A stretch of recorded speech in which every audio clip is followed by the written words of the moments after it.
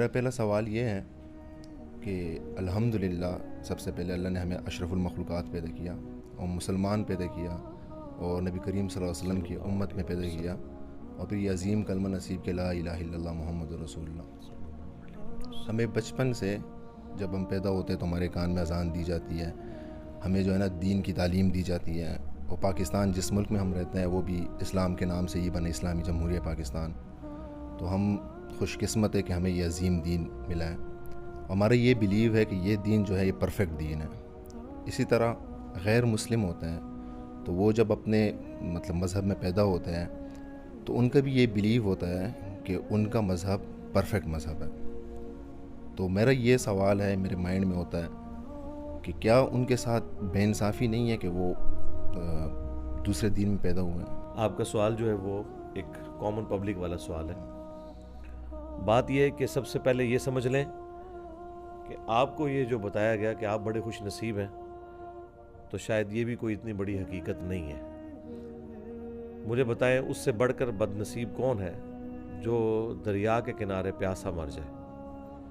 ریگستان میں کوئی پیاسا مر جائے تو اس پہ صبر آ جاتا ہے, لیکن دریا کے کنارے کوئی پیاسا مر جائے تو صبر بھی نہیں آتا. تو مسلمان وہ لوگ ہیں جو دریا کے کنارے رہتے ہوئے پیاسے مر رہے ہیں. یہ ہمیں کسی نے غلط بتا دیا کہ ہم مسلمانوں کے گھر پیدا ہو گئے تو اب جنت یا کامیابی ہمارا مقدر ہو چکی ہے. بالکل ایسا نہیں ہے. ہر شخص نے اس دوڑ میں حصہ لینا ہے. اس کے بعد جو لوگ کامیاب ہوں گے وہی لوگ کامیاب ہوں گے. یہ دماغ سے بالکل کیڑا نکال دیں کہ مسلمانوں کے گھر پیدا ہونے سے جنت گارنٹیڈ ہو چکی ہوئی ہے. ہر شخص کو اللہ تعالیٰ کی پہچان کرنی ہے. پھر جتنے گیون سرکمسٹانسز تھے اس میں اسے جتنی بات سمجھ آئی, اللہ تعالیٰ اس کی شاکلہ کے مطابق قیامت کے دن اس کا فیصلہ کرے گا. ایسے لوگ کہ جن تک انبیاء کی دعوت نہیں پہنچی, ان کے لیے نہ تو نماز پڑھنا ضروری ہے نہ روزے رکھنا ضروری ہے. ان کے لیے بس اجمالاً اتنا کانسیپٹ کہ یہ کائنات کسی کریٹر نے بنائی ہے یہ کافی ہے. یہ جو آگے کی تفصیلات ہیں جن سے ریلیجن ڈیل کرتا ہے, یہ صرف ان لوگوں کے لیے ہیں جن تک دین کی بات پہنچے گی. اور یہ قرآن میں بالکل واضح فتویٰ ہے, وَمَا كُنَّا مُعَذِّبِينَ حَتَّى نَبْعَثَ رَسُولًا. ہم اس وقت تک عذاب نہیں دیتے کسی کو جب تک کہ ان میں رسول کو مبعوث نہ کریں. رسول مبعوث ہوں گے تو اللہ تعالیٰ کے عذاب کا کوڑا آئے گا, ادروائز نہیں. یہ سیدھی سی بات ہے.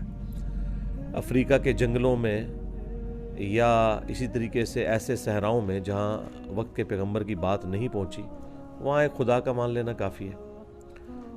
چونکہ آج کا یہ ماڈرن دور ایسا ہے جس میں سوشل میڈیا کے ذریعے پوری دنیا تک بات پہنچ رہی ہے, تو یہ بات کسی حد تک جسٹیفائی ہے کہ بہت کم علاقے ایسے بچ گئے ہیں کہ جہاں تک بات نہیں پہنچی. تو پھر اگلا سٹیپ ہے کہ ان تک اسلام کا تعارف کس طریقے سے پہنچے. کیا وہ ایسا بھیانک تعارف ہے کہ اس کے بعد اسلام سے لوگ نفرت کریں گے, یا پازیٹیو تعارف ہے؟ پھر مسلمانوں کا ایٹیچیوڈ کیسا ہے کہ اس نے اسلام کی خدمت کرنے کی بجائے اسلام کی بدنامی میں اضافہ کیا ہے. یہ ساری چیزیں صرف اللہ تعالیٰ ہی دیکھ سکتا ہے. انسان اس طرح کی چیزوں کا حساب کتاب نہیں رکھ سکتا. تو غیر مسلم بھی بد نصیب اس وقت ہوں گے کہ جب اللہ تعالیٰ نے جو انہیں گیون سرکمسٹانسز دی ہیں ان میں خدا کو سیریس نہیں لیں گے. مسلمانوں کے گھر پیدا ہو کر اللہ کو سیریس نہیں رہے گا تو وہ بھی ناکام ہی ہو جائے گا.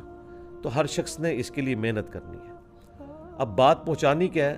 ہمیں جو بات پہنچانی ہے وہ خدا کا تعارف ہے, اللہ کا تعارف ہے کہ اس کائنات کو کسی نے بنایا ہے. ریلیجن تو اللہ تعالیٰ کی انسان سے ریکوائرمنٹ ہے نا, کہ جسے خدا کا تعارف ہو وہ یہ کرے.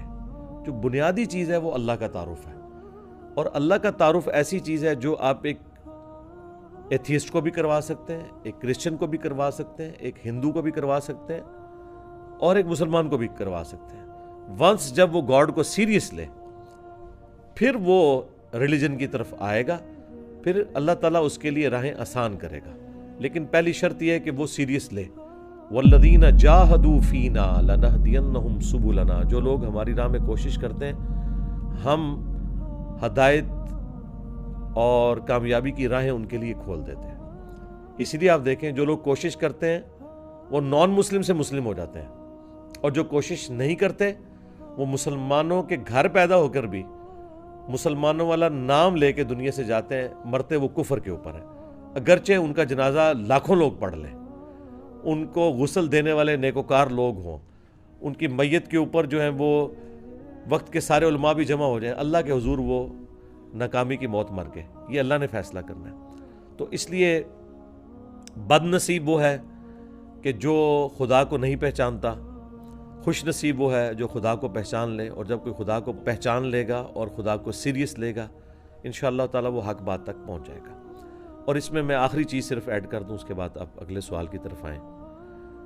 جو مسلمان دین پہ چل بھی رہے ہیں وہ بھی دین وہ ہے جو ان کے فرقے نے انہیں سکھایا ہے، وہ کس خوش نصیبی کو لے کے بیٹھے ہوئے ہیں۔ وہ اگر بریلویوں کے گھر پیدا ہوئے تھے تو بریلوی ہیں، اگر دیوبندیوں کے گھر پیدا ہوئے تھے تو دیوبندی ہیں، اگر اہل حدیث یا شیعہ کے گھر پیدا ہوئے تھے تو وہ اس فرقے میں۔ اسلام میں کوئی نہیں، اگرچہ یہ سارے مسلمان ہیں لیکن پیور اسلام پہ یہ نہیں ہے جب تک کہ اپنی کتابوں کو فالو نہیں کرتے۔